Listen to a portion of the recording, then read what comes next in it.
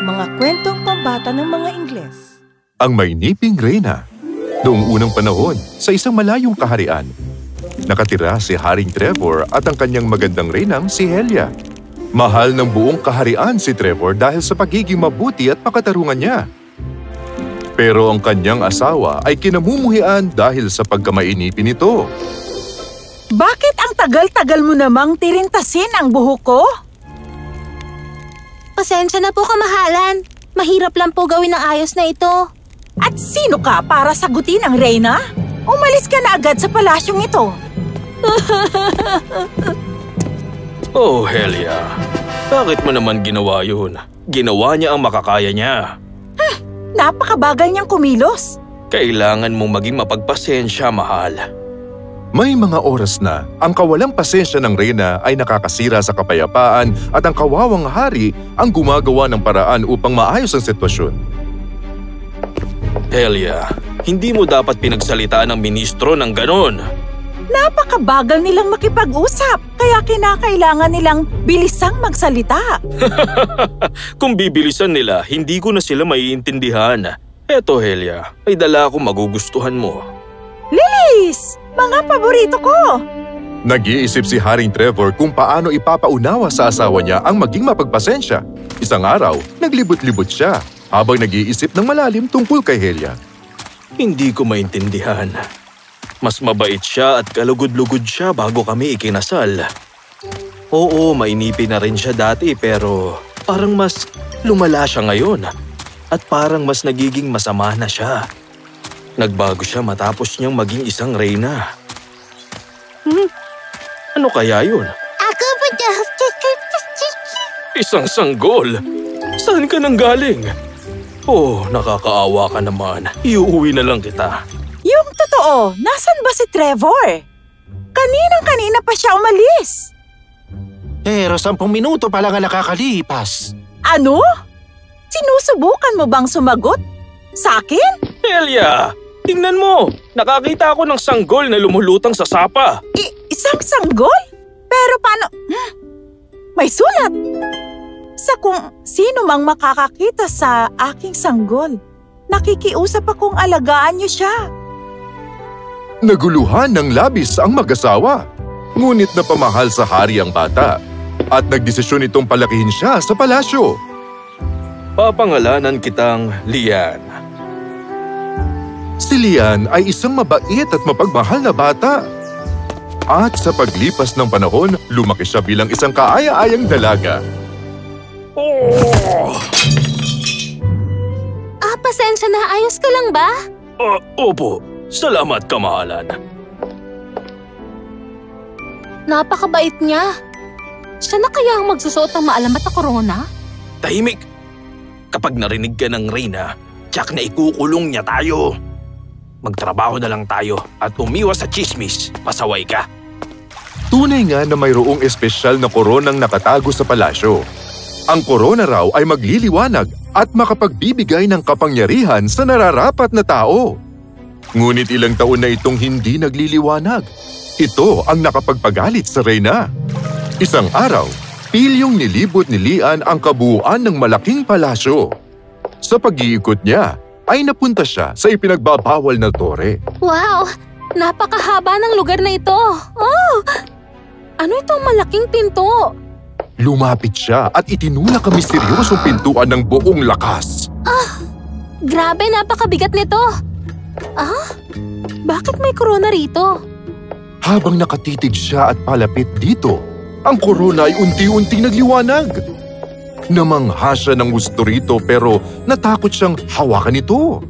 Dapat ko itong sabihin kina ama at ina. Ama! Ina! Galing po ako sa ipinagbabawal na tore. Lian, ang sabi ko sa'yo, layuan mo ang lugar na yon. Pero mayroong korona roon at nagliliwanag ito. Nagliliwanag? Ikinuwento ni Lian sa kanila ang lahat ng nangyari. Nagliwanag ito? Oh, napakasaya ko para sa'yo. Hindi ko po naiintindihan. Sasabihin ko sa'yo kapag mas matanda ka na. Habang natutuwa ang hari, galit na galit naman ang reyna. Nang gabing iyon, lumabas siya sa palasyo at nakipagkita sa kakilala niyang mangkukulam. Ginang, Alam ko kung bakit ka nandito.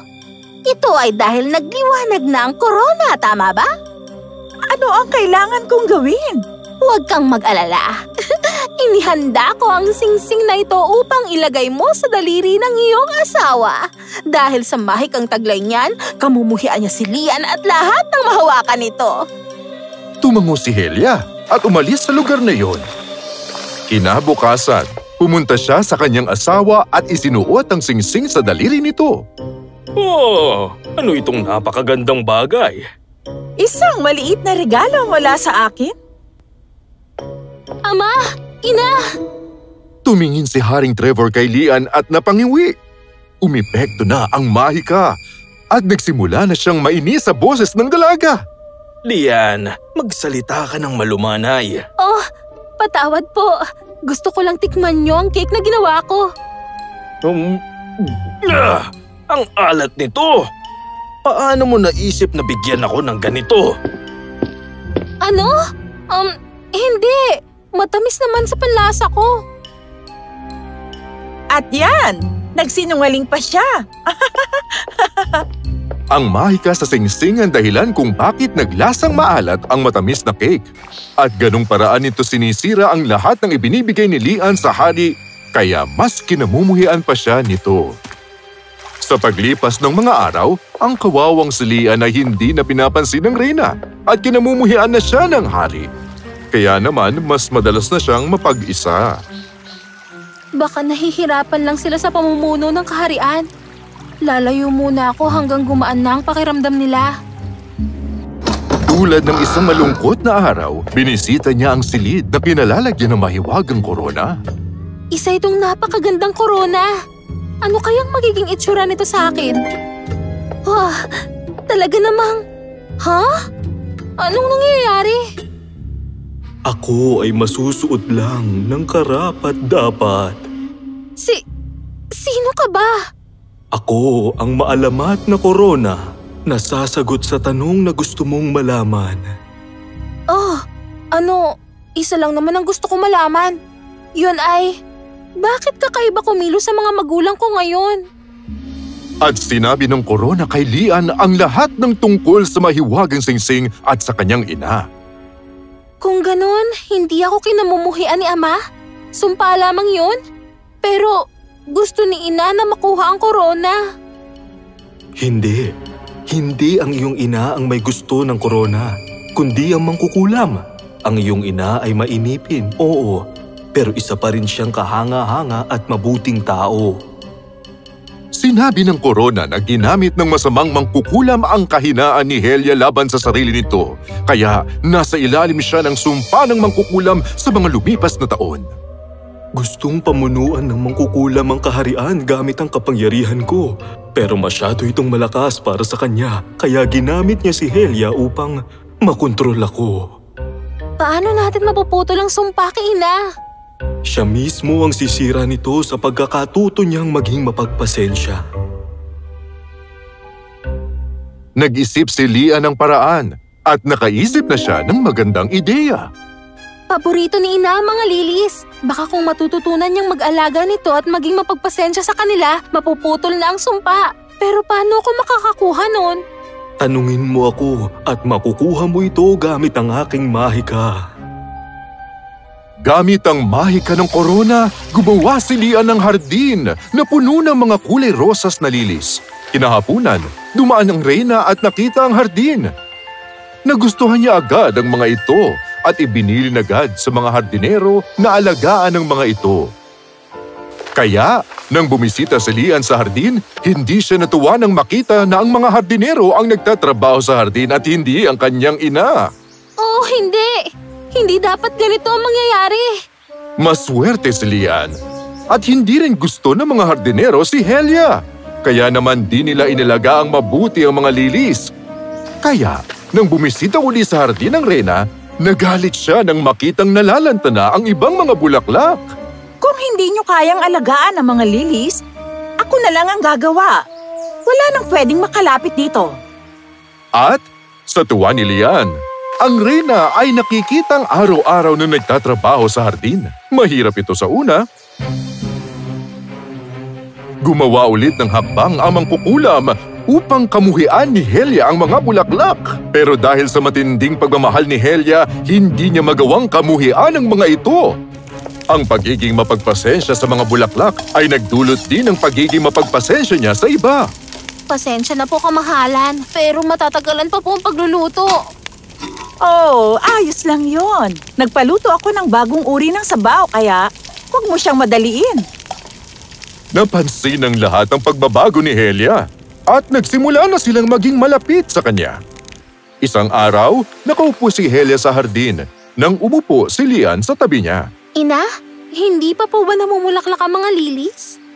Alam mo, basta malusog ang mga halaman, mamumulaklak din ito ng kusa. Makakapaghintay ako. At bigla na lang, nawalan ng malay ang reyna. Oh, hindi! Ina! Ano pong nangyayari sa inyo? Mahiwagang korona! Anong nangyayari sa kanya? Naputol na ang sumpa. Magiging maayos na rin siya. Tulad ng sinabi ng korona, bumuti ang pakiramdam ng reyna ng sumunod na araw. Ang unang niyang ginawa ay ang pagtanggal ng singsing sa daliri ng asawa. Nawala agad ang epekto ng sumpa, pero naalala ng hari ang nangyari sa mga lumipas na araw. Bakit ganun ang inasal ko sa aking anak na si Lian? At Helia, dapat mas naging mapagmasid ako. Huwag mong sisihin ang sarili mo, mahal. Tapos na ang mga yon. Kalimutan na natin ang lahat. May ibibigay ako sa inyo. Inalis ni Lian ang kanyang korona at inilagay sa ulo ng reyna. Nagpatuloy pa rin sa pagliwanag ito. Mukhang pareho kayong nararapat sa korona. Sa tingin ko, mas nababagay ito kay Lian. Tunay siyang nararapat dahil ang pasensya niya ang nagligtas sa ating lahat. At ang buong kaharian ay naging masayang lugar na muli. Nakabawi na rin ang reyna at nakilala bilang pinakapasensyosa sa lahat. Tuwang-tuwa ang hari nang makita ito. Pinaalis na niya ang mangkukulam upang hindi na ito muling makapagdulot ng gulo sa kaharian niya. Patuloy na naging kaaya-aya si Lian. Tinuro niya sa lahat ang malaking halaga ng pasensya at ang nadudulot nitong pagbabago kung matututunan ang pagpapahalaga sa oras at sa mga tao.